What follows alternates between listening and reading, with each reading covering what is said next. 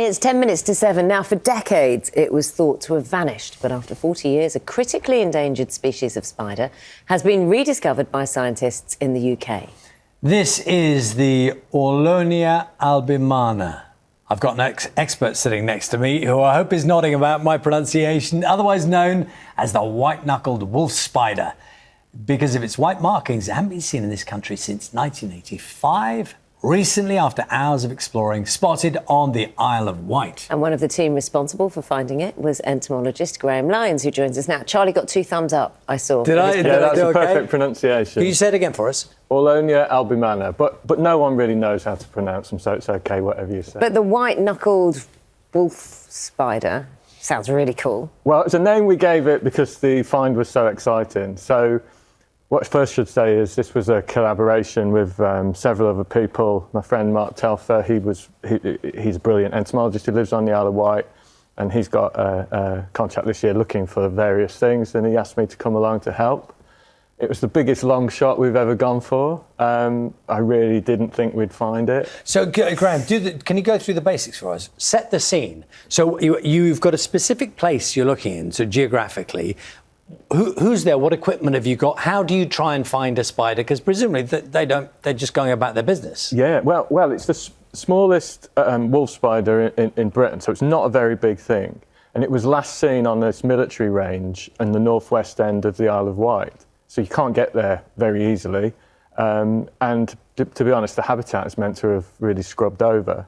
So we were, Mark thought to look at this area at Newtown Harbour, an area managed by the National Trust, which is sort of on the end of this military area. And the only way we could get there was via a boat and getting a lift from the harbour master. And we got there with all of our equipment, and we're mainly using these days what we call a vacuum sampler, a suction sampler, which is, to be honest, it's just a leaf blower rigged up in the reverse set to suck with a bag on the end. And then you suck up through the short grass, and then you empty the contents into a tray and pick through. It doesn't hurt the spider? No, absolutely not. Absolutely not.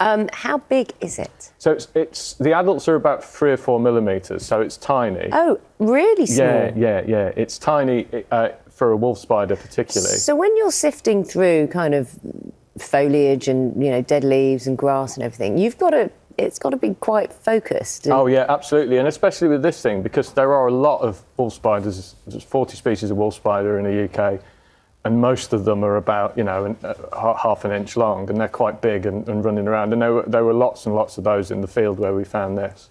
And how did you know? I know you know your spiders, but how did you know this was that one? Well, it's tiny. It's the size of a money spider.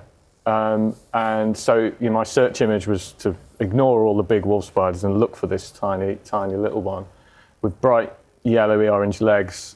The front segment and the front legs are black, and of course it's got this white segment to the palps, which I decided afterwards we should call it the White-Knuckled Wolf Spider, because the way it all happened, in that we only had 4 hours on this sort of peninsula.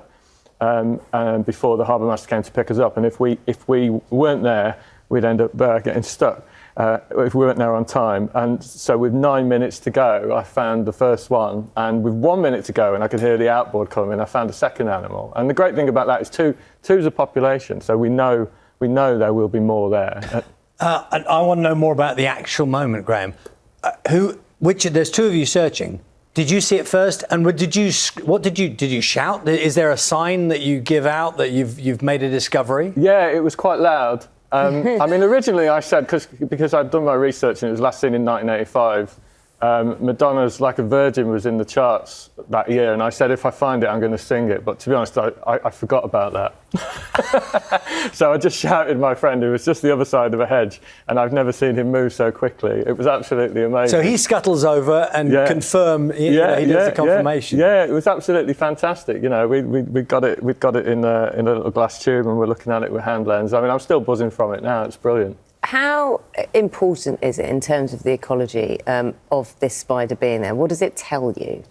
Well, we know very little about what this particular spider needs in the UK, because so few people have seen it. But on the continent, it's a bit more common, and people know it tends to like areas with a bit of sort of broken turf, a bare ground.